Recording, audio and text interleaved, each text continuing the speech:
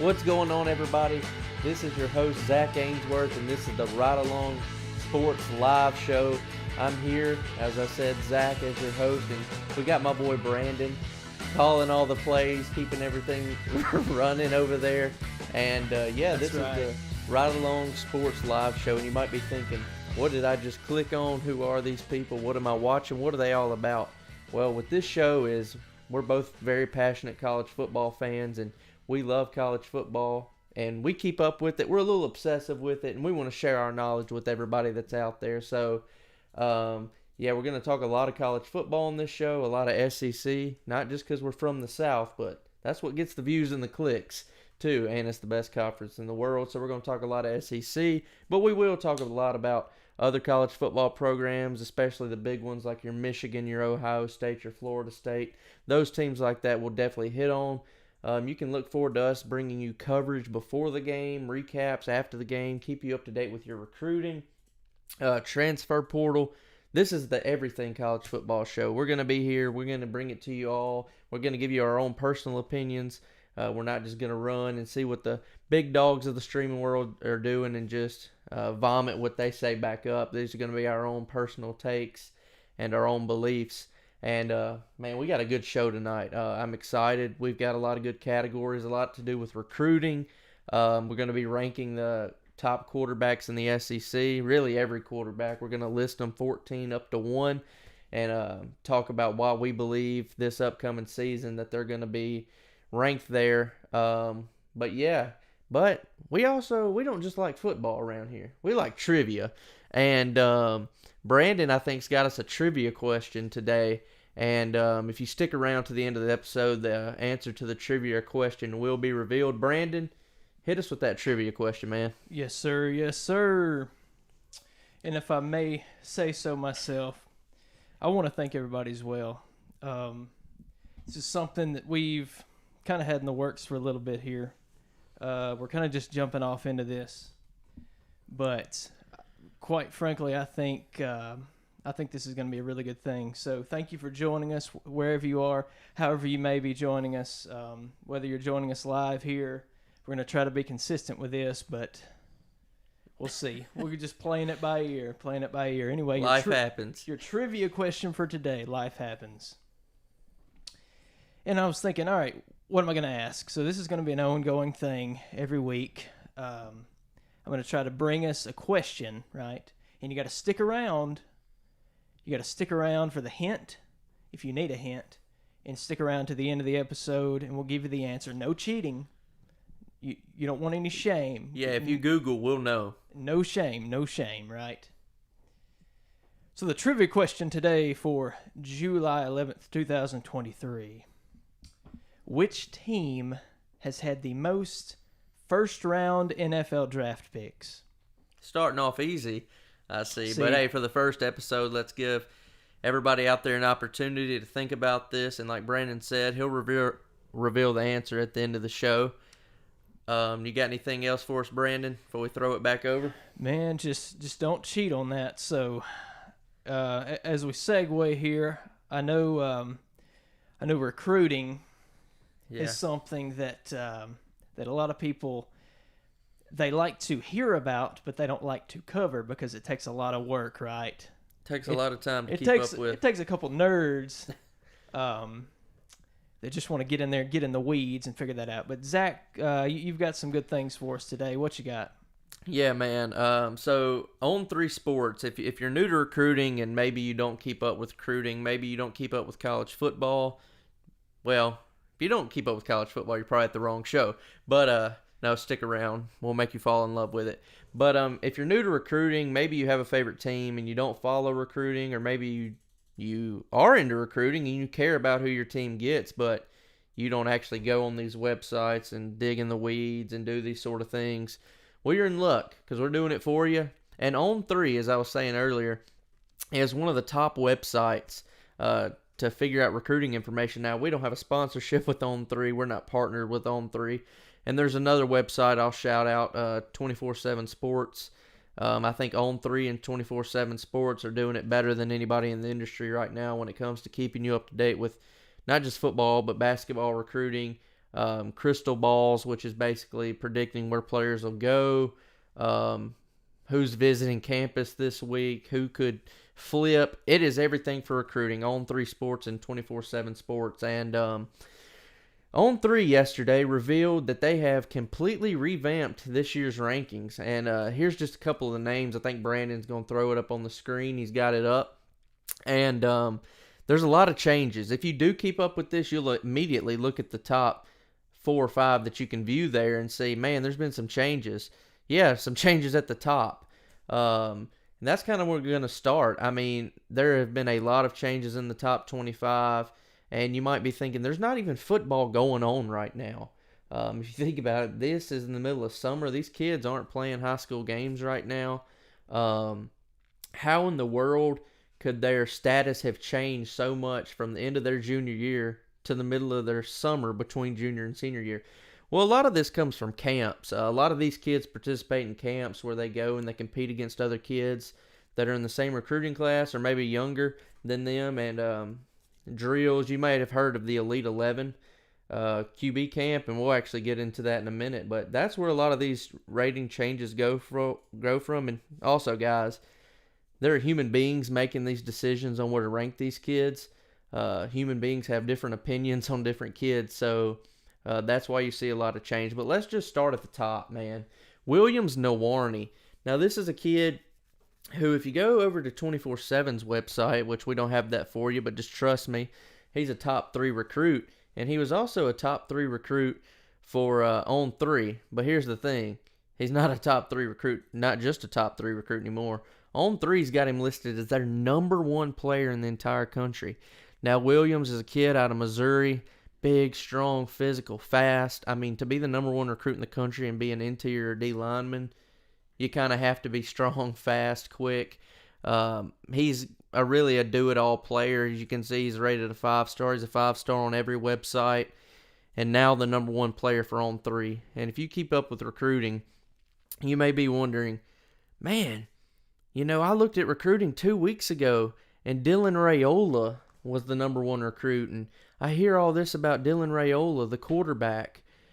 Be patient. We're going to get there. But Williams Nwarney has taken the number 1 spot. And if you're a fan of one of these teams, man, you better be hoping you find some 4 in the yard and get lucky, because Williams Nwarney, I have a feeling, is going to be an immediate impact player wherever he goes. Some of the schools that are in the running, if you'll see right now, the RPM on 3 is really trending for Oklahoma. His dad played at the University of Oklahoma, so obviously that's in the cards for him. But watch out for Missouri. And you might be thinking, the Missouri Tigers getting the number 1 player in the nation? That just doesn't seem very likely, Zach. I'm not saying it's likely, but Missouri's in that thing. Williams Nwarney's taken several visits out there, and they've made his top list.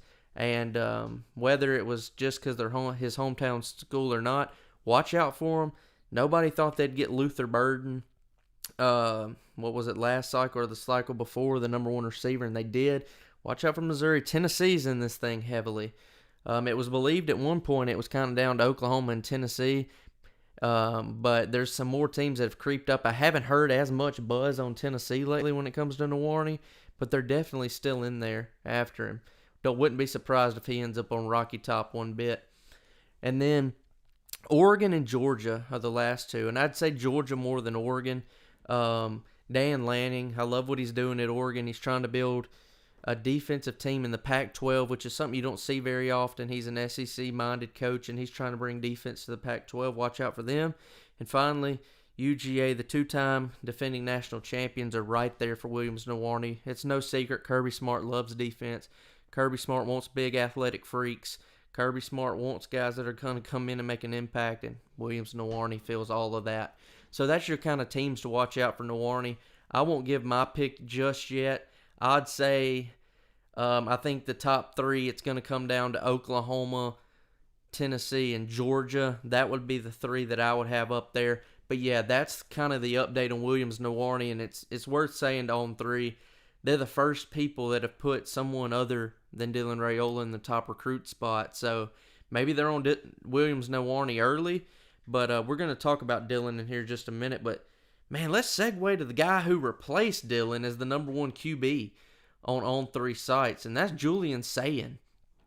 So Julian Sayin's out of Carlsbad, California, and you may have heard his name some in headlines recently. Julian is a big, I say fairly big. He's your prototypical QB size these days. What does he stand, Brandon? He's about 6'1.5", 6'2".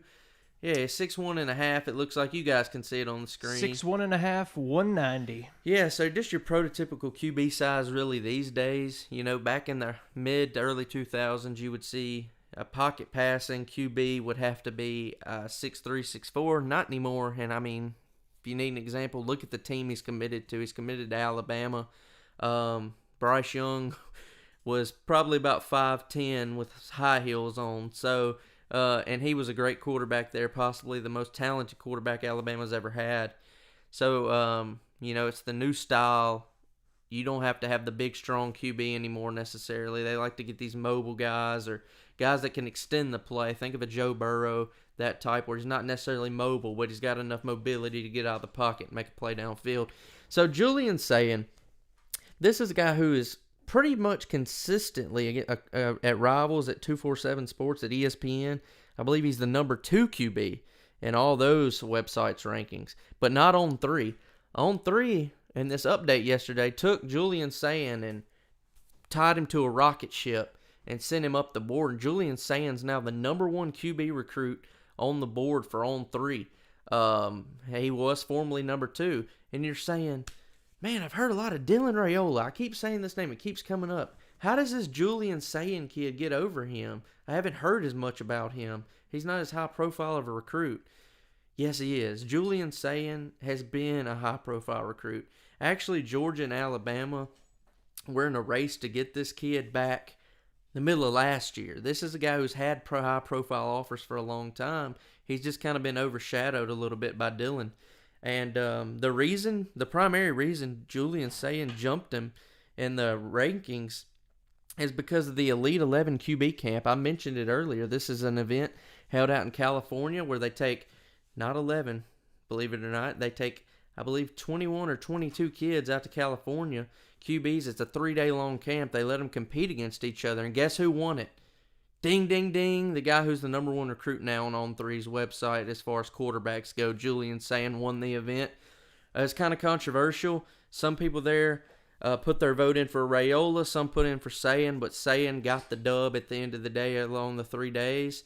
It was kind of between Raiola and Sayin. Sayin came out on top. Therefore, on 3, saw enough at the Elite 11 camp and said, let's put Sayin above Raiola because he beat him there. Sayin, this is not your big arm guy necessarily. Now, he's got an arm. Don't get me wrong. He's a college quarterback. He can throw the ball. But he's really an accurate quarterback. That's what won him the competition. He's very, very pinpoint accurate. Think of C.J. Stroud last year. Not saying he's on that level yet, but we're projecting here. When it comes to recruiting, these kids couldn't step on a college football field today and make an immediate impact. But when you're recruiting, you're projecting what a guy could be. And Julian's saying could be the next great Alabama quarterback. This one's pretty sealed up. I don't even need to get into the teams. It's Alabama on top. He's already committed. Don't see him flipping anytime soon. Congrats, Julian Sayin. You are the number 1 quarterback on On3's rankings. All right, man, let's send it over to the guy we have mentioned several times. And if camera, people watching, if you see me pointing, it's because I can see the things that you're looking at. I can see the On3 rankings. So if you ever see me look up and do that and you're like, what is this guy doing with his hands? I'm pointing at the On3 rankings up there because I have a way I can visually see it while I'm talking to you guys, which is awesome. And thanks to producer Brandon up there. So, let's get into Dylan Raiola. Now, he's committed to the Georgia Bulldogs. This is a recruitment that has been talked about for a long time. You may remember it. This guy was originally committed to the Ohio State University in Columbus there. He was committed there for a while, but backed out of his commitment, and people were all over. He's going to Nebraska. He's going to Nebraska because his dad actually played football at Nebraska and then went on to play with the Lions in the NFL, and a lot of people thought, man, he's going to follow in his dad's footsteps. But that wasn't the case. Little did they know, a man named Kirby Smart had his hands all in this from the jump. So, as you can see there on the screen, he's committed to the University of Georgia. He's a 5-star across every site. And he's the number 1 quarterback on every site, except on 3 Sports. He's now the number 2 quarterback in the country. And he slid down to the number 11 overall recruit, I do believe. I can't see it on the screen, but I believe he's the number 11 overall recruit. Something interesting, you guys can see it on the screen. If you look on your bottom left below Dylan's picture, about the 4th tab down, you'll see Buford, Georgia. Well, that's another reason Dylan's been in the headlines. Dylan is not from Buford, Georgia. He has never even played a football game in the state of Georgia, but he will this year. Dylan has decided that he would transfer from Pinnacle High School there in Phoenix, Arizona. He'll transfer to Buford, 1, to be closer to the University of Georgia, and 2, I believe they have some family that live in Georgia. And Buford's a powerhouse when it comes to Georgia football. They've got KJ Bolden, Edric Houston's there. That's some guys that are top 25 recruits on defense, and Dylan's going to join them and play football. Look, Dylan lost the Elite 11 camp. He came in 2nd place, but he had the biggest arm there. This is your more prototypical, bigger QB who's going to stand in the pocket and make downfield throws. Really good off play action, really good ability to stretch the field. Dylan's about 6'3". Don't want to get it wrong. You guys can see it. He's about 6'2.5", 6'3", 220. He's a bigger kid. He's only 17 years old. He's at 6'3", 220. He's pretty much already grown into his frame. I don't really have a comparison. I mean, he's going to have a play style like a Joe Burrow. Not saying he is a Joe Burrow, but he's going to stand in the pocket, make downfield throws, go off play action, and if the pressure comes, he's going to have the ability to get out of the pocket. I think Georgia got a really good one here. So did Alabama, and I think they're going to continue to run the SEC. It's going to be thanks to high-profile commits like this. All right, Brandon, let's flip on over to the next guy we want to talk about. So we kept talking there about the University of Georgia, and I think we're going to go on and we're going to talk about another guy that Georgia has their hand in on, and that's Justin Williams. Justin's out of the state of Texas, as you can see on your screen. He plays linebacker. He's rated the number 1 linebacker on 3 site. I believe he is on the number 1 linebacker at 247 as well. I think y'all can probably see that on the screen right there at the industry rankings, which is a really cool feature that On3 has. But Oregon right now, as you can see in the RPM, is trending up. But I'll be honest with you, that RPM, which is the prediction, was put in a long time ago.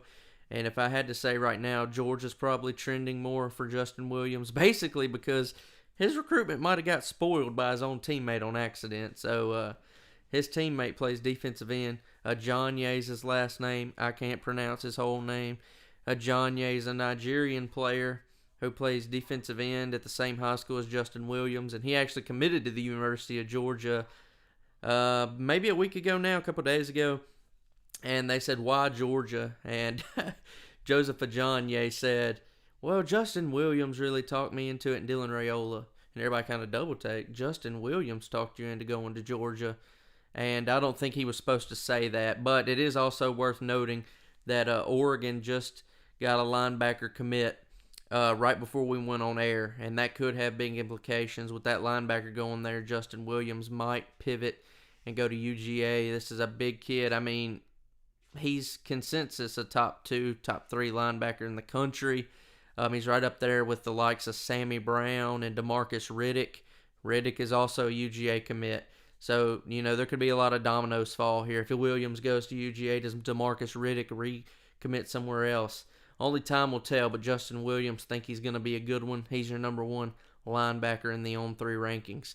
All right, I think this will be the last guy that we're going to kind of touch on. That this one didn't necessarily make a big jump up in the rankings, but this is a guy who actually just committed yesterday somewhere in the SEC, and I just kind of wanted to talk about him. And his name is Fletcher Westphal. And you might not have heard of him because he's an offensive lineman. They don't get enough love. But Fletcher Westphal is an offensive lineman out of the state of Virginia. He did to the Florida Gators yesterday. He's a big 4-star offensive lineman across all websites except Rivals. Rivals has him as a 3. which, not to be rude to rivals, I don't put as much stock in their stuff as I do on 3 and 247. But this is a big get for Billy Napier. Look, the Florida Gators this might surprise a lot of people. They're third in the industry rankings right now as far as recruiting classes for 2024, and I think that would surprise a lot of folks. Billy Napier is recruiting really, really well, and we know in the SEC you've got to recruit the trenches, and this is a big get for Billy Napier. I'm not sure if Billy's going to be a long-term solution at Florida, but man, the way he's recruiting right now, even if they have a down year, it's going to be hard for me to see them not bringing him back unless it's just a disastrous season. They've got a quarterback who's a 5-star or 4-star, depending on the website, and DJ Lagway committed. And they're building a really, really good class. They got the 5-star linebacker out of Mississippi, Jamonte Waller, committed. They're doing a good job right now getting these kids on campus, getting them to fall in love with the vision. They don't really have a proven concept, but more of a vision they're selling these kids. And Fletcher Westphal is the next guy to buy into Billy Napier's vision. All right, man, that kind of wraps up our own 3 recruiting rankings update that came out yesterday. I think that we're about to move into something else, but first, I think Brandon wants to take a quick break, right? Let us just get resettled, and he's going to talk to you guys about a few other things. Yes, sir. Yes, sir. Well, first of all, thank you for doing all that because, quite frankly, I don't want to say that the recruiting stuff doesn't interest me. It's just a lot to take in, right? It's a lot to absorb. It's a lot to navigate, And if we're talking about high school recruits, I know when I was 17 years old, when I was 16 years old, I'm even right now at my age of 26, I'm still not the greatest at decision making, and I cannot imagine having to make those kinds of decisions at that age. Plus, with things like the NIL and just the transfer portal, I think a lot of these kids, they go to these schools and they think, they know what they're going to do. They think they know what their 3 or 4 years is going to look like, and they get in there and they do well. And another school is like, hey, we've got this collective, and we'd like to pay you this much. Or, hey, you're not playing at the team you're currently on. And, man, you could come over here and you could play. We might not be as big a high-profile program, but we'll give you a little more money. Exactly.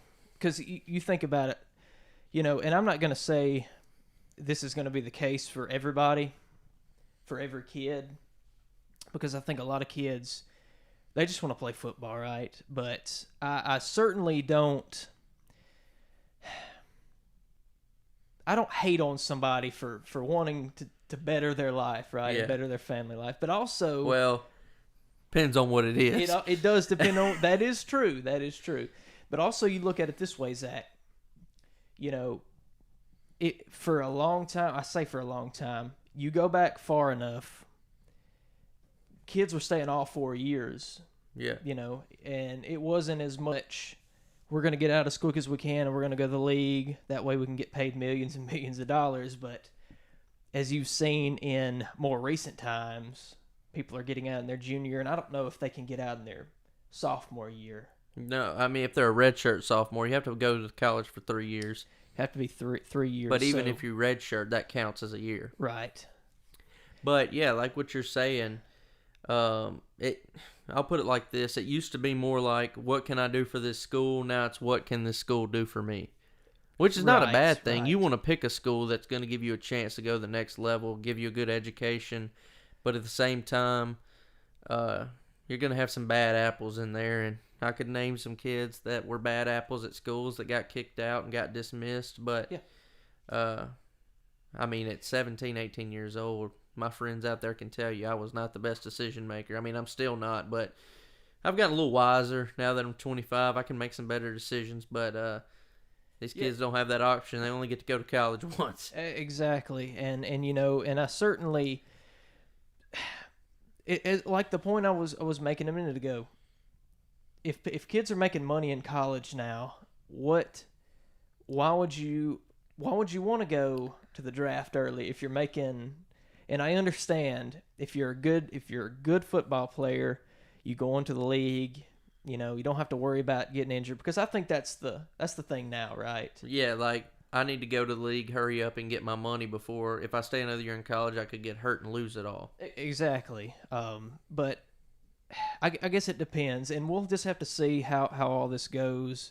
You know, I hear the term Wild Wild West a lot now. Hear that thrown I around. don't know if it's necessarily that, but it is. I feel like with a lot of things, it'll equal itself out. Now, I don't think the NIL is really that's not as much the issue.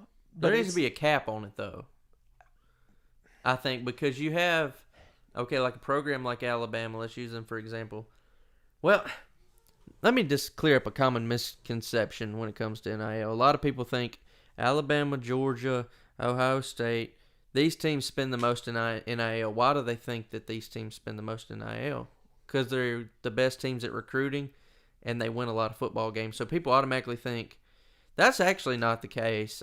Big programs like that, they don't have to use NIL. Nick Saban doesn't have to tell a kid, because he's Nick Saban, and that kid knows if he goes there, he's going to have a good opportunity to make a lot of money when he goes pro. Oh, yeah, for sure. So I think there's a misconception that, you know, if you're top of the recruiting rankings and if you win a lot of football games, they're giving the most money to players.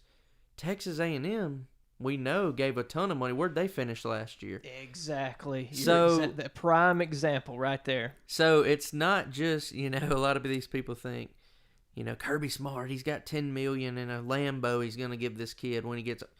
I can promise you, Kirby Smart, first off, him personally is not going to give a kid a dime.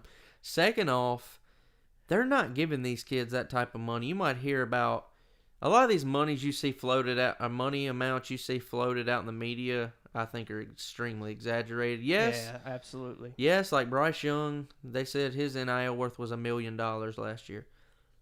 Deserved. The dude has won he's a really good football player. I'm sure when you do commercial deals and stuff, he probably was making $1 million, but it wasn't like Nick Saban walked in and said, here's $1 million, just handed it to him to come play at Alabama. That's not how it works. Take a look at the kid at Clemson, the quarterback at Clemson a few years ago. The first year that the NIL was kind of taken off. Was it Dr. Pepper that sponsored? And I don't want to butcher this kid's name, so I'll DJ Uyunglele. You got it, son. He's at Oregon State now. See, he yeah, but okay, I don't want to cut you off, but like when you get that deal, it's not like Dr. Pepper on his recruiting visit came in and said, if you commit to Clemson, we'll give you a deal. No, it's like you come here and you prove that you're a good football player. Exactly. You'll get your deal. I'm sure there has to be right. These kids are signing contracts with these companies. Yeah. Right? There has to, and as long as there's something like that, and like I say, I think the market will correct itself. These companies, if they get burned one too many times, they'll figure out a better way to do it, right? And obviously you have these schools and have all these collectives and people are just fired up about this. But you know another thing, and here's another thing that I think about the whole transfer portal NIL thing is it's the transfer portal. Right? Because, you know, you don't have a problem in NFL. If you're getting paid, if you say, all right, we're going to pay you this much money and this is your contract, your fan base doesn't have to worry about, is our star quarterback going to leave at the end of every season, right? To go get more money somewhere else. It's kind of, in that way, I guess it is kind of anything goes, wild, wild west, because I would almost argue this point. You know, the transfer portal is crazy and kids do leave. But I would say 9 out of 10 kids leave in the transfer portal for a better situation as far as playing time goes and going to the league. Yeah, you have that one kid that probably goes for money or leaves. A&M kicked some kids out of the program who basically went to A&M for money. I mean, when they got there, they didn't want to practice. They didn't want to put in their work. They basically wanted to get their bag. Now they aren't with any college football program. You even out the playing field too, because if you take some of these lesser programs, like you said, Alabama, Georgia, they have that pipeline and have had that pipeline for a long time here, and you have these kids that they're going to get recruits, and they're going to get, as is like I like to say, as 5 stars leave, Saban has 5 stars ready to come in and fill the spot. Oh man, 5 stars on 5 stars on 5 stars. Exactly, and depth. Exactly, and so I do think though, with the transfer portal, there's a chance for these schools to not have quote unquote extreme rebuild years where you're doing good and then all your good players graduate and then you go from winning 8, 9, 10 games to winning 3, 4, 5 because you're just completely starting from scratch. It does balance out the playing field a lot. So, and I think that's just the name of the game. The logo behind your head up there has taken a lot of pleasure in the transfer portal. It's a different way to recruit, and Lane Kiffin's executing it great. Portal King, right? Yeah, so he's executing it perfectly if you think about it.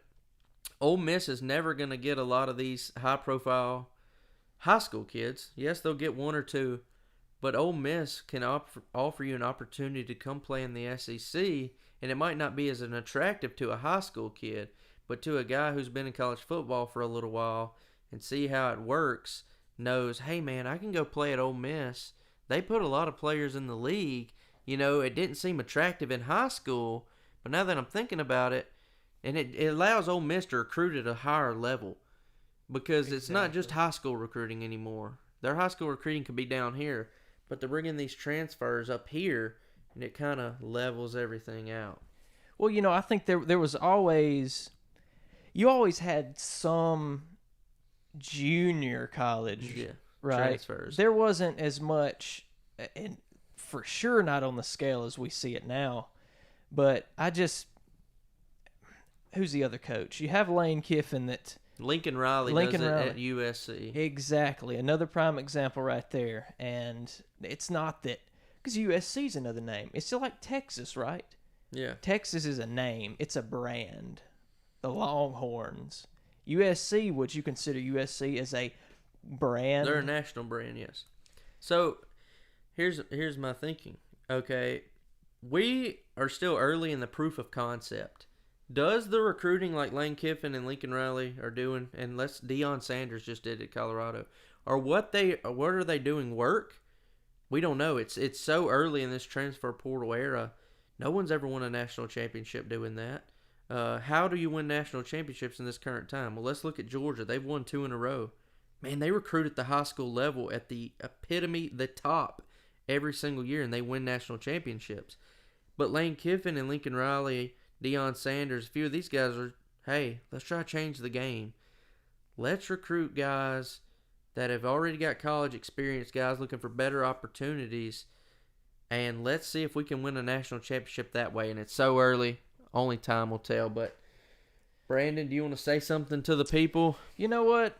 As we segue from that, and there is so much that we could go on for a long time. And there is much more to talk about. We're sitting here on July 11th. That's all you can do right now. We have the SEC Media Days coming up next week, right? Next week.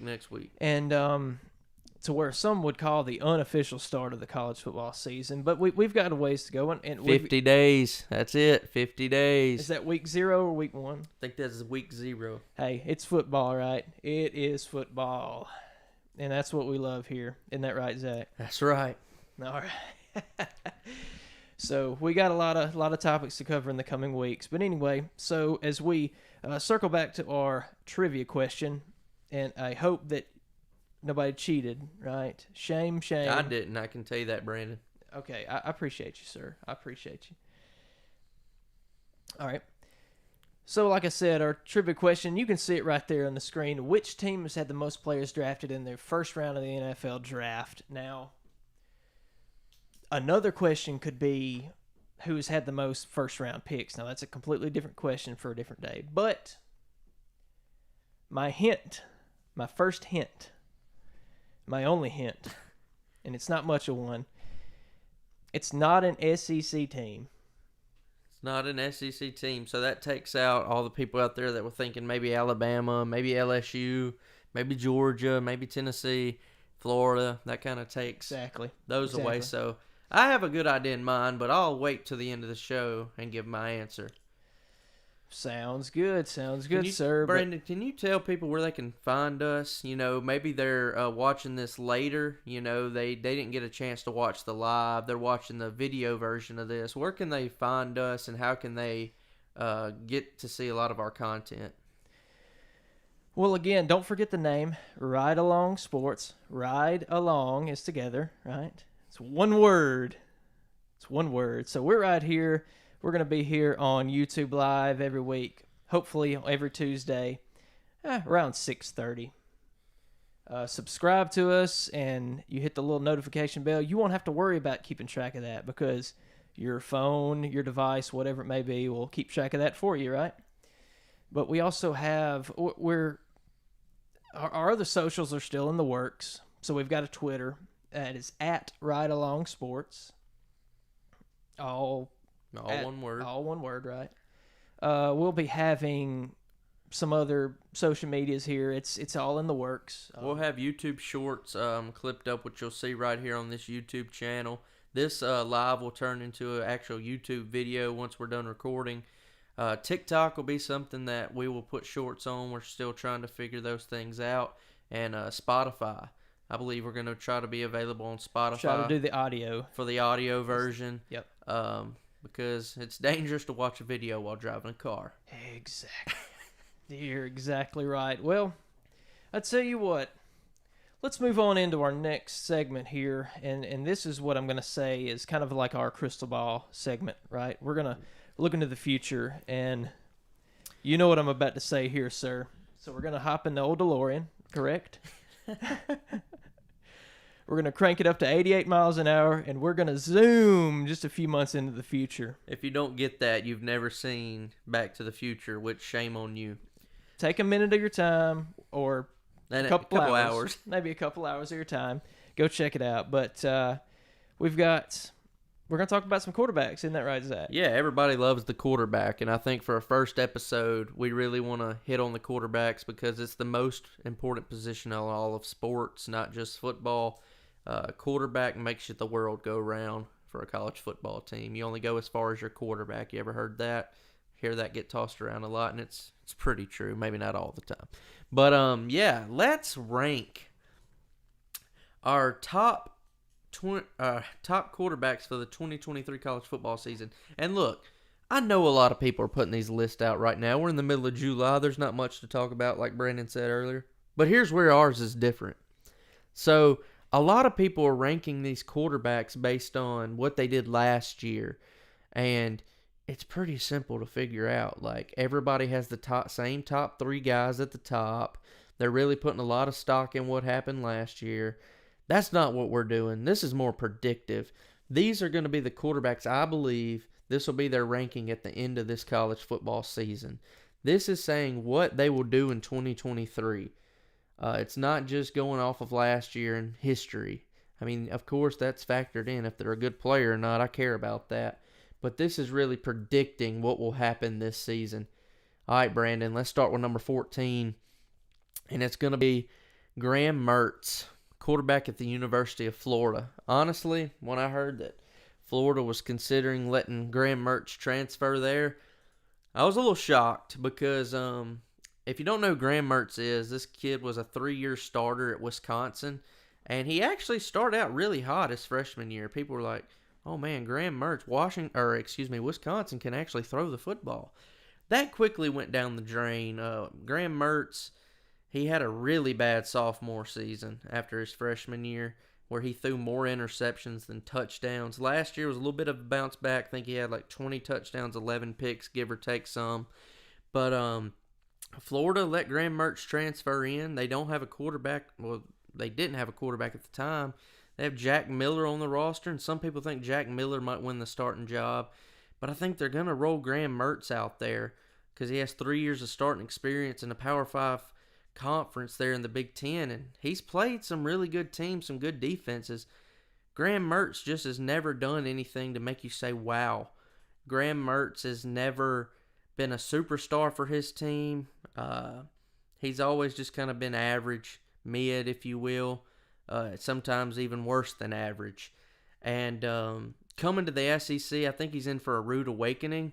I know they play good defense out there in the Big Ten West, and he played a lot of those teams, obviously, but I don't think Graham Mertz is going to have a lot of success this year at Florida. And if you're wondering what archetype, I'm a Florida fan. I don't know much about Graham Mertz. He's a strict pocket passer through and through. He's not really a threat with his legs at all. But I will say this on the positive for Graham Mertz. He's going to a run-heavy scheme. They've got really good running backs there. Travis Etienne and, Trevor Etienne, sorry. It's his brother. And another kid, I can't think of his name, but they have a really good running attack, and Billy Napier loves running the football, so I don't think much is going to be asked of Graham Mertz anyway. But at the end of the season, I wouldn't be surprised if Graham Mertz is not the starter at Florida halfway through the season, and he's not going to have a very good year, in my opinion. All right, Brandon, let's roll on to number 13 on our list. It's going to be Peyton Thorne. Now, this one's interesting, I will say. We have another transfer. Peyton Thorne is a late transfer. He just came over from Michigan State not too long ago, a couple months. Just kind of transferred out of the blue. He was slated to be the starting quarterback at Michigan State this upcoming year, and things just kind of fell apart. I heard some rumors about some different things, him not getting along maybe with some of the players on the team, that sort of thing. So he has moved on to Auburn. And as he goes on to Auburn to join Hugh Freeze is known for having good quarterbacks and explosive offenses, obviously. But I just don't know if Peyton Thorne's that guy. They had Robbie Ashford last year. Now, that wasn't with Hugh Freeze, we all know. That was with what's his name? Coach last year at Auburn. I done forgot his name already. Brian something. Anyway, it doesn't matter. It was Brian Harsin? Brian Harsin. Wasn't a good time. How do I forget that? Brian Harsin. Wasn't a good time for Robbie Ashford last year, but I thought he showed a little promise, but it looks like Peyton Thorne's going to be the guy. They brought him in. He has starting experience at Michigan State, and he's not a bad player. Like, he's a better player than Graham Mertz is. He's had better moments than Graham Mertz. But going and playing with a new head coach, a new offense coordinator, completely new weapons, all he's going to get is a summer to basically work out and then go start in the SEC.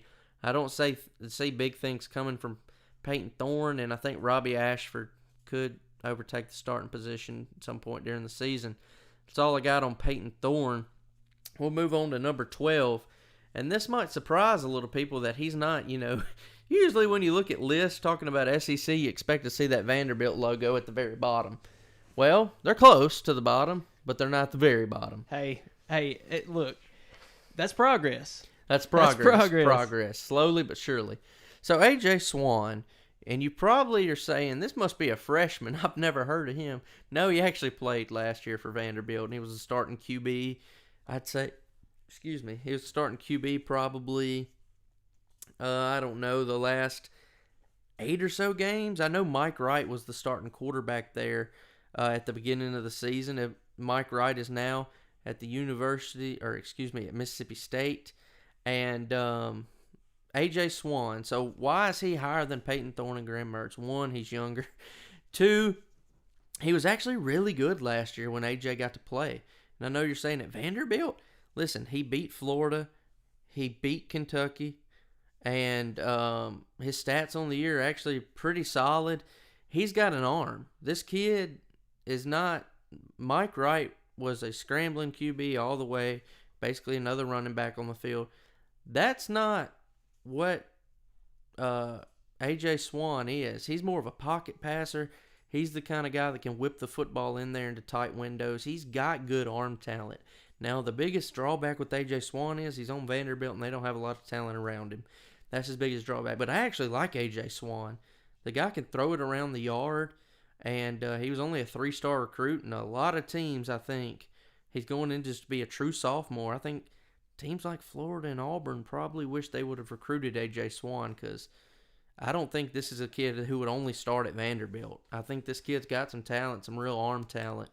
Not saying he's going to win a Heisman or they're going to win a lot of games, but he's a competent quarterback, and that's good for Vanderbilt. All right, man, let's roll on to number 11 on our list. That'll be Ty Simpson. Now, this one's interesting because Alabama hasn't announced a starter. You got Tyler Buchner, Jalen Milroe, Ty Simpson. That's kind of the three that are in the running. And Ty Simpson last year was a true freshman. Jalen Milroe got in a couple times last year, if you remember. And Tyler Buchner is a transfer from Notre Dame. They went and they got him after spring practice, which made a lot of people think, oh man, Alabama doesn't like their QB room. They just went and got a quarterback. So that means Ty Simpson and Jalen Milroe haven't won the job. And I think you're right. I think Alabama did see that they needed to add depth because I don't think Milroe or Simpson just, got tied to a rocket ship and took off in spring. But I think Ty Simpson's ultimately going to win the job. Why do I say that? I say that because he's a better passer than Jalen Milroe.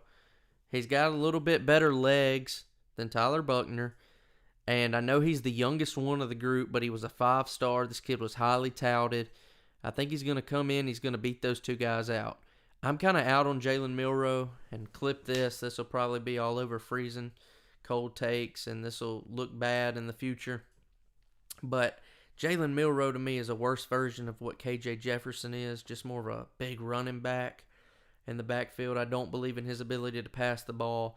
I believe more in Ty Simpson's ability to pass the football. Here's my thing. Why is an Alabama quarterback 11th on your list? That makes no sense. Here's why they're 11th. They went out and got Tommy Rees to be the offensive coordinator there. And Tommy Rees was at Notre Dame previously, and he likes running the football. Saban has said to the media multiple times lately, we want to get back to running the football. We want to get back to being big in the trenches, running, being the way Alabama used to be when they had Trent Richardson, Derrick Henry, Eddie Lacy, that type of Alabama.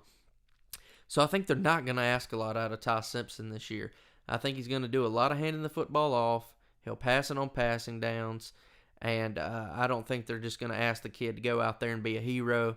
So I got Simpson at 11, but I think that this guy could be like a really, really good player in the future. But this being his first year starting, presumably, I don't think they're just going to ask a ton out of him.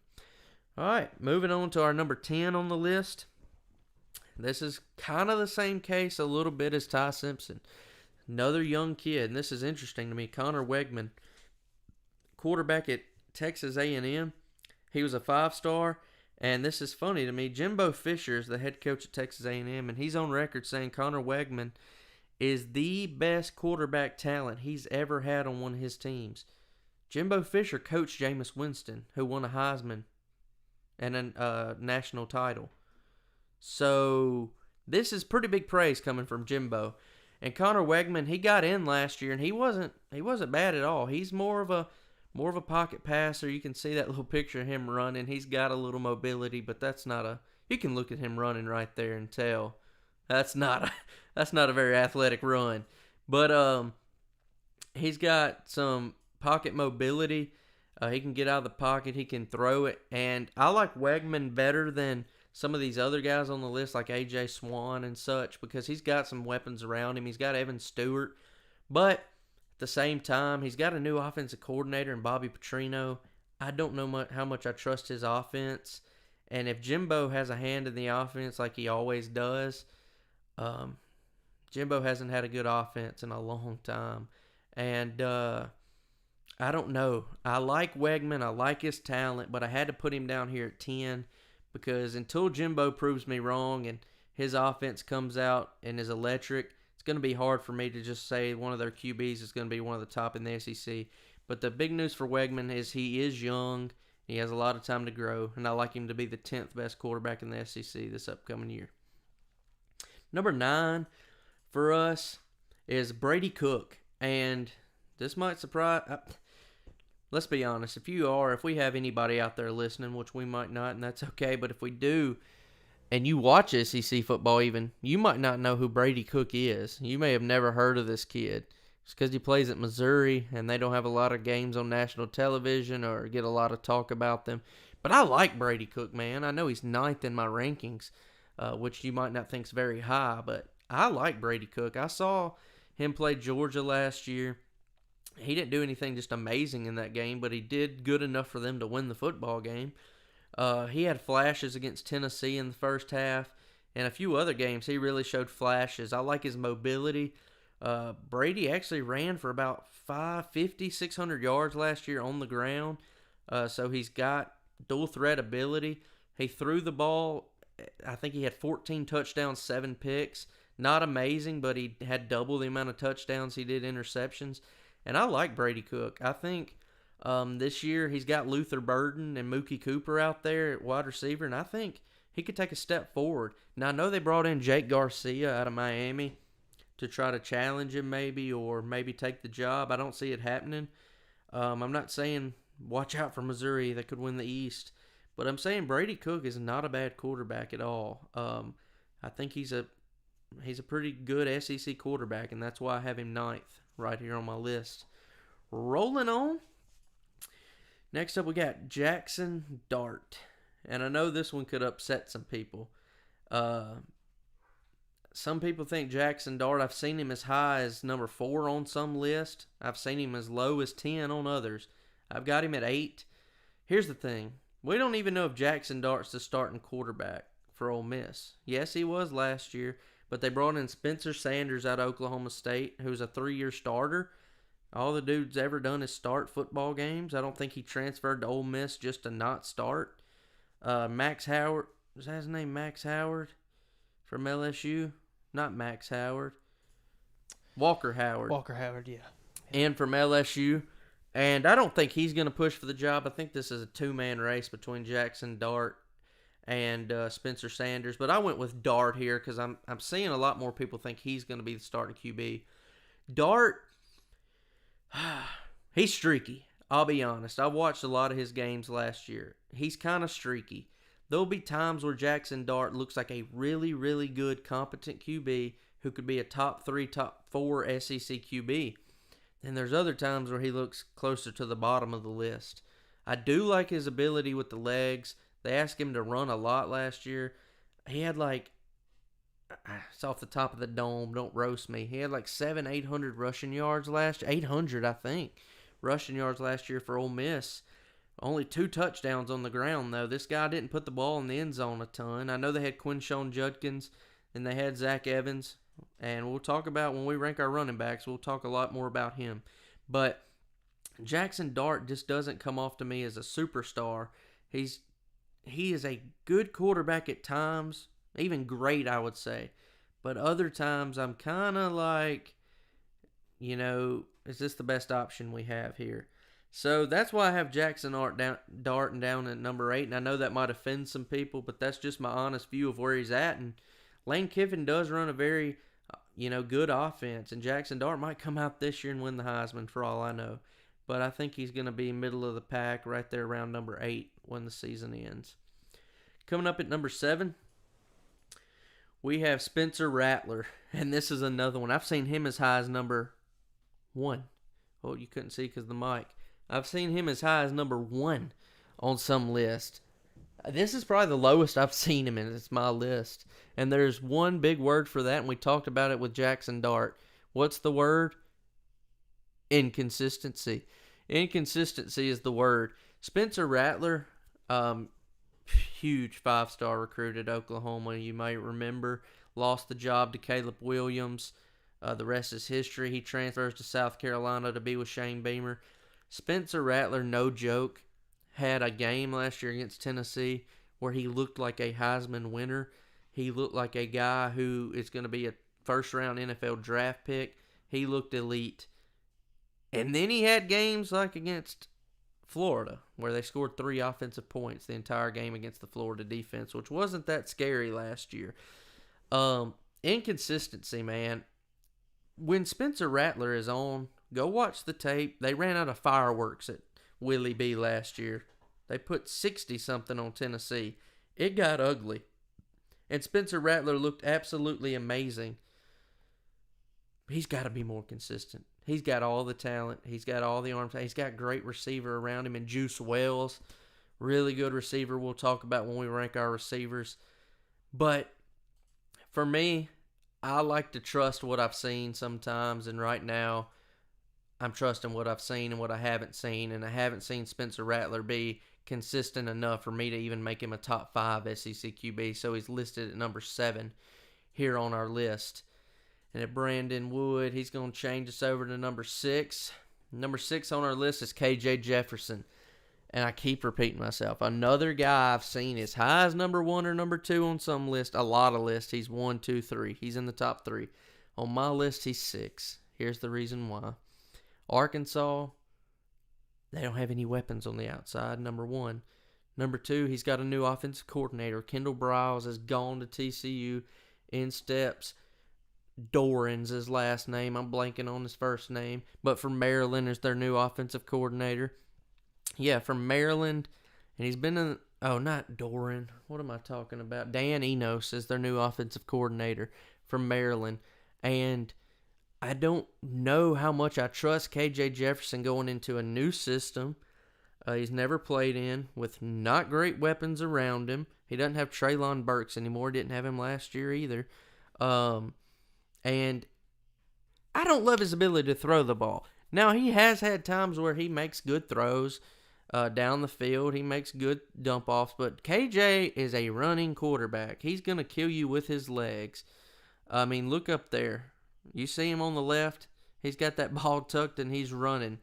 I don't know his rushing numbers right off the top, but he's a big, heavy quarterback.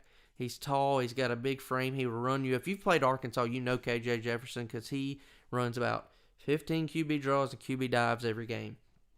And I just don't know how much I trust him with the weapons that he has around him. And he's a big dude. He's standing at 247, 250. And, yeah, I like KJ. I like his ability to run. I like him around the goal line. But, I mean, if I look at you right now, even if you're a big SEC football fan, name an Arkansas wide receiver. I'm waiting. No one out there can name an Arkansas wide receiver currently on the team. Don't say Matt Landers if that came to mind. He's gone.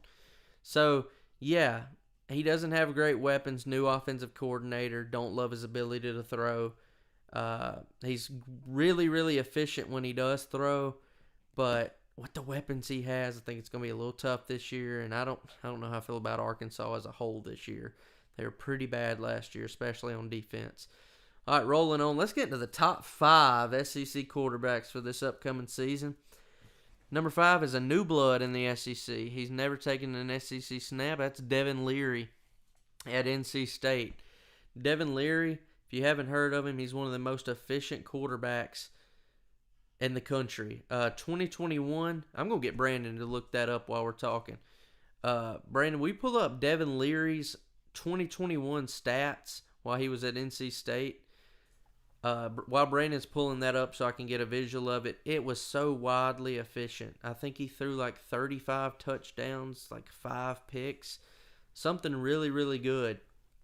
And last year he was stricken by injury there at NC State, and he only had 11 touchdowns, 4 picks. But this upcoming season, another reason I like Devin Leary, besides before the injury last year, he was really, really efficient and threw a lot of touchdowns. Liam Cohen, that's the biggest thing for me. Liam Cohen's back. So Liam Cohen was the OC at Kentucky, not last year, but the year before, where Will Levis kind of had his breakout year. And Liam Cohen is a really good offensive coordinator. He was with the Rams this past season. He runs a pro-style NFL offense. And that fits right into what Devin Leary does. Devin Leary's really good off play action.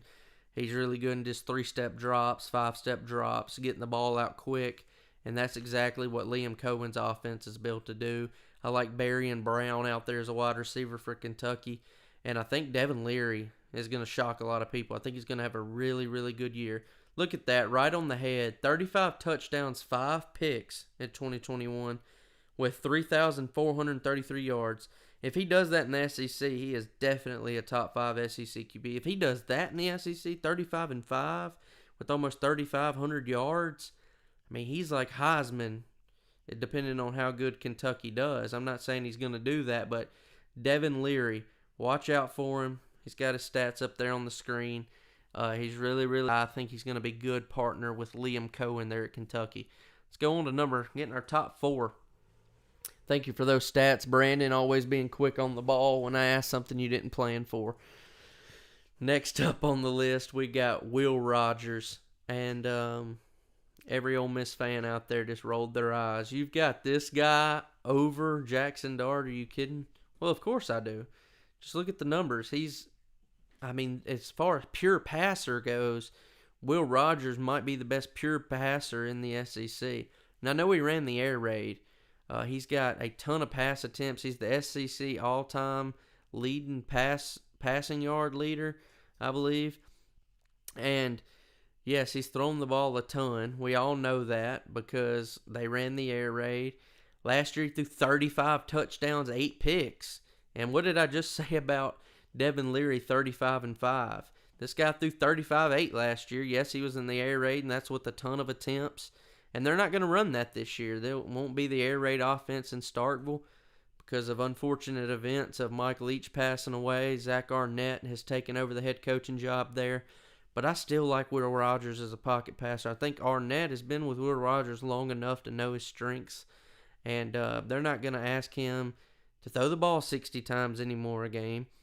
He's probably going to be about 25, 35 passes, somewhere in there every day. They're going to run the football, which I think will take pressure off Will Rogers. More receivers get open when they don't know that you're throwing every single down. Yeah, I just like Will Rogers this year. They got Kevin Barbay as offensive coordinator coming in from App State, and he had a good offense last year at Appalachian State. And I'm not saying Will Rogers is going to be a Heisman contender, but I really think he can be a top 4 QB in the SEC this year.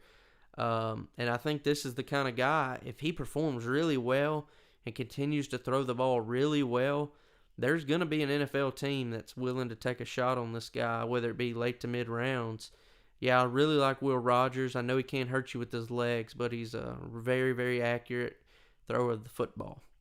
All right, top 3, what everybody's been waiting on. Jaden Daniels coming in at number 3 right here. And this is another guy I've seen at the top of some lists, but I think 3 is a good spot for Jaden. Really good ball player, man, and a gamer. He played that SEC championship game last year, banged up and injured for the first half. Just gutsy. Didn't have the game he was hoping to in that one, but he was out there and he was trying to make an effort. Jaden's a transfer. He was at Arizona State first 2 years of his career. Last year he threw 17 touchdowns and only 3 interceptions. But you're like, 17 touchdowns? That's not a lot. Oh, my goodness. We haven't even got to the best part of his game. Jaden Daniels runs the football. He's the best rushing quarterback in the SEC. It's him or KJ Jefferson. Last year, rushing the football, he had 900 yards almost with 11 touchdowns. You see it on the screen. 885 yards, 11 touchdowns rushing the football at LSU. He took LSU from a 6-win. That was their expectancy, was to win 6.5 games according to the odds last year before the season started. They won 10 and went to the SEC championship. Now, he didn't have an offensive line that was any good last year. Go back and watch that LSU Florida State game 1 of the year. That was awful. That dude was running for his life. And their offensive line got better throughout the year, but it still wasn't elite. And these offensive linemen were young last year. They've had another year under their belt. I think he's going to have better protection this year. Oh, man, there's so many things to like. Let me get to this. He's got Neighbors out there playing wide receiver for him. Malik Neighbors, who is a really good wide receiver. You'll see him in my wide receiver rankings for the SEC. He'll be in the top 10. He's really good. They got Brian Thomas, a big physical receiver out there that's going to be good for LSU. I really like Jaden Daniels this year. I really think he'll be a top 3 QB in the SEC. He could lead LSU to an SEC championship, but I'm sure his sights are set on a national championship. We'll have to see if that happens, but love his ability to run the ball and get out of the pocket. Great decision maker when he throws it. Who's number 2, Brandon? Coming in at number 2. You flashed number 1. No. I don't think they saw it. They didn't see it. At number 2 is if any of you out there did process of elimination that you learned in 2nd grade, you'll know who we're talking about. But we got Joe Milton at Tennessee. Yeah, Joe Milton, another transfer. I mean, it just seems like the theme. He transferred from Michigan not last year, but the year before. And we've all seen the videos on Twitter. I get tired of them. They're kind of stupid, in my opinion, of him throwing an orange 100 yards or throwing a Nerf ball or throwing a laser in some office somewhere at some guy. Yes, we know he's got unreal arm strength. I mean, unreal. I mean, rocket arm. I mean, we all know that. If you've heard of Joe Milton, you know he has a rocket arm. That's awesome. But that's not why I have him second necessarily. 10 touchdowns and no picks last year. Efficiency. He won the Orange Bowl against Clemson. I mean, awesome performance by him. Why do I have him at number 2? Not only has he got great arm strength, he's really talented. He can move, he can run, he's big, he's physical. He's in Josh Heupel's offense. An offense that's going to spread you from sideline to sideline, 53.5 yards, and say, we have more speed than you. We're going to eat up the space, try to guard us, and we're going to let our big quarterback sling it. And I think he's going to put up monster numbers in Tennessee's offense. This is a guy who could be a Heisman contender. Why do I not have him number 1? Here's the only thing that holds me back just a smidge on Joe Milton. He has shown signs of inconsistency. Now, he actually was the starter over Hendon Hooker. Not last year, but the year before to begin the season. A lot of people don't remember that. He had beaten out Hendon Hooker for the job. He got injured, Hendon took it, or maybe he got benched. Maybe he got benched and Hendon took it over, and Hendon never looked back, and he was a great quarterback at Tennessee. But Joe Milton showed inconsistency at the beginning of that year. He played some at Michigan, inconsistent. His thing with inconsistency is overthrows. Even in the Vanderbilt game this year, it wasn't just like a absolutely stellar Joe Milton performance. He had some overthrows in that game. He obviously played good enough for them to win, and they did win. But Joe Milton, the only thing that holds me back on him is he can be a little inconsistent, especially with overthrows. It's like he gets too amped up, puts too much juice on the ball, throws it too far. But he's got really good weapons in Dante Thornton, Squirrel White, Brew McCoy. This year, I think he's going to be all right, and I think he's going to possibly be a Heisman contender. I think he'll be the number 2 QB in the SEC this upcoming year, and I think he's going to fly up draft boards because of that, because he can do it all. He can do a standing back flip. He can throw it 100 yards. He's awesome. He's gonna be a really good player this year. All right, number 1, and this might... Hold on. Do we need a drum roll? No, because they've done process of elimination, right? Well, yeah. What do we got? We got Carson Beck here at the number 1 slot, and I think this would surprise a lot of people. This is a guy who not a lot of people talk about him. It's because they haven't seen him a lot. A lot of people, just don't know a lot about him because he's never really played significant time at UGA because Stetson Bennett's been there. But Carson Beck is a guy I'm all in on this year. I think Carson Beck, I'm calling it now. He's going to be a first-round draft pick this upcoming year. He's got the prototypical size. He's 6'4", 215. He has got a rocket of an arm. Not necessarily... No, he can throw it a long way, don't get me wrong. But if you go watch him throw, he throws lasers. He zips it in there. If you're like, this guy is just trying to get clicks... No, go watch Carson Beck's spring game tape. I know it's a spring game, but go watch how he throws the football. You hear this thrown around a lot. It just comes off their hand a certain way. It just zips out of their hand. A lot of people said that about Will Levis. Carson Beck, the ball zips out of his hand.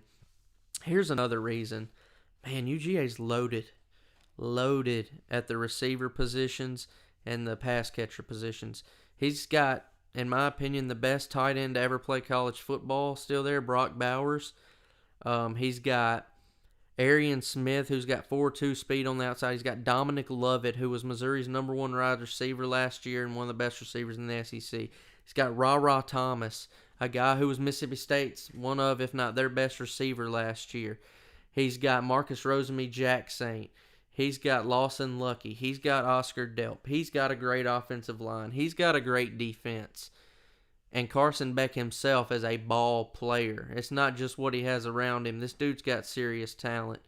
This is a dude who has sat back, and you don't see this much. Me and Brandon were talking about this earlier with the transfer portal. This guy has sat behind somebody at UGA for 3 seasons. He's been on the bench for 3 years. I think he was redshirted for one, and then maybe he's only been on the bench 2. Maybe I'm wrong. It's 2 or 3 seasons, but he sat behind Stetson Bennett. He didn't transfer out because he knew his time was coming. He's going to be the starting quarterback this year for Georgia. He can throw it all over the yard. There's not a throw on the football field he can't make. If he can stay injury-free with the talent he has around him in the offense, I think they're going to run. He's going to be a top 3 quarterback in the SEC, I believe. So, as Brandon's pulling up some highlights here, because I know a lot of y'all probably may have ever seen Carson throw a football, but it's effortless. I mean, I know that wasn't maybe like, oh my gosh, that was only a 15-yard in. He throws the ball, it's effortless out of his hand. And Carson, I really have high hopes for him this year at UGA. He's got all the weapons he could ever want around him. He's got a coach who's going to let him sling the football out there. And I really think Carson Beck's going to be a first-round pick, and I think he'll be the best quarterback in the SEC this season. And if he comes out and stinks, I'm going to look like an absolute fool. But hopefully that doesn't happen, and it would not be the first or last time I look like an absolute fool in my life. So I digress.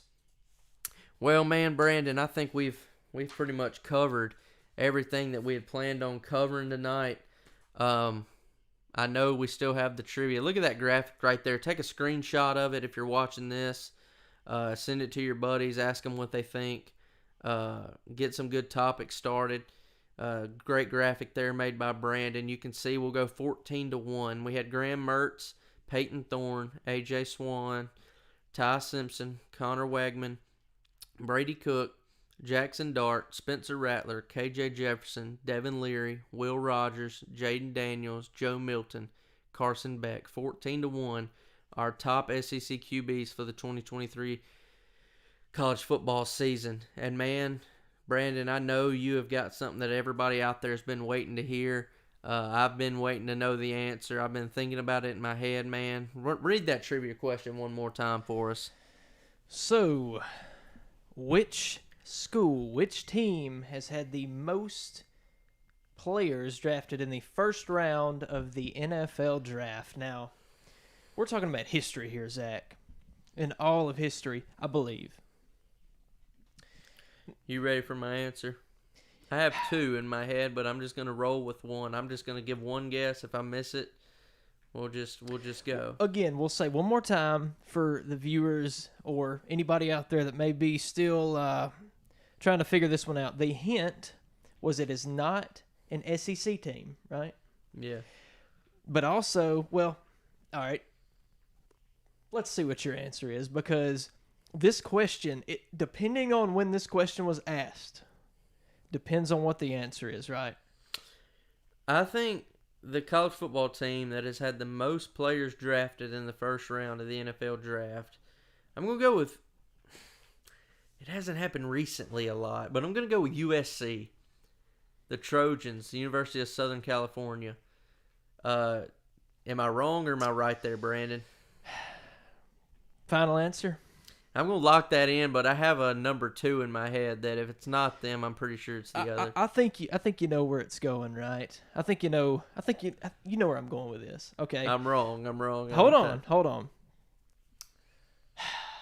Remember just a second ago when I said it depends on when you asked this question. If I would have asked this question at the beginning of April, yeah. Bingo. USC, University of Southern California, right?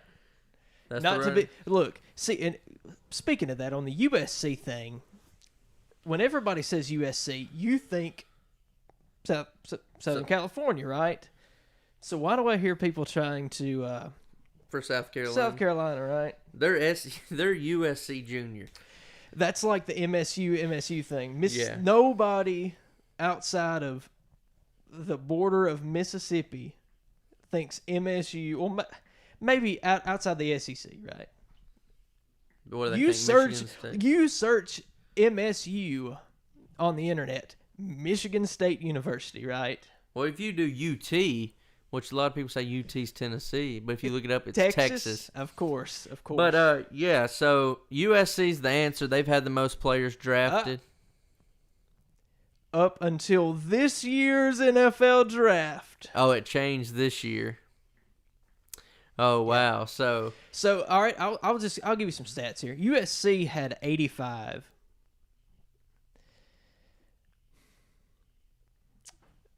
Can you think off the top of the head what was the number 1 draft pick this year? it was Bryce Young out of Alabama. Number 2? Number 2 overall was C.J. Stroud out of the Ohio State. That was the other team I was thinking in my head it was either USC or Ohio State. The Ohio State Buckeyes with 90.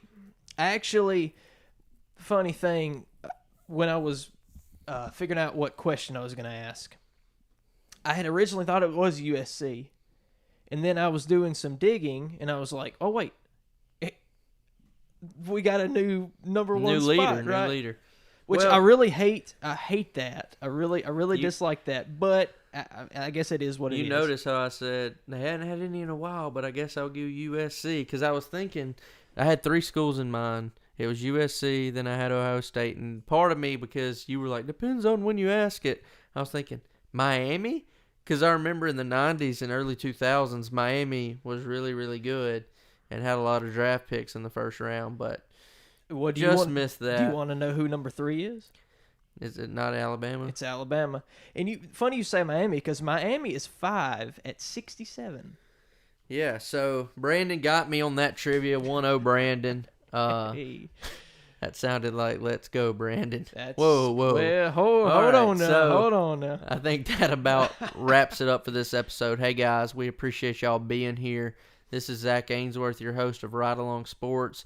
It's my producer, Brandon, over there, keeping everything running smoothly and keeping this train on the tracks.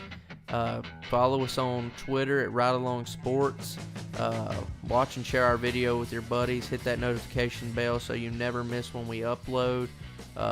We're going to be on Spotify soon, TikTok. We're trying to get in all of it. But yeah, seriously, thank y'all for watching, and we hope y'all enjoyed the show. And Brandon's about to put up maybe a graphic with some music on it, something like that, to close us out. So appreciate y'all, and we'll be back next Tuesday at approximately 6:30 Central Time. All right. See ya. See you guys.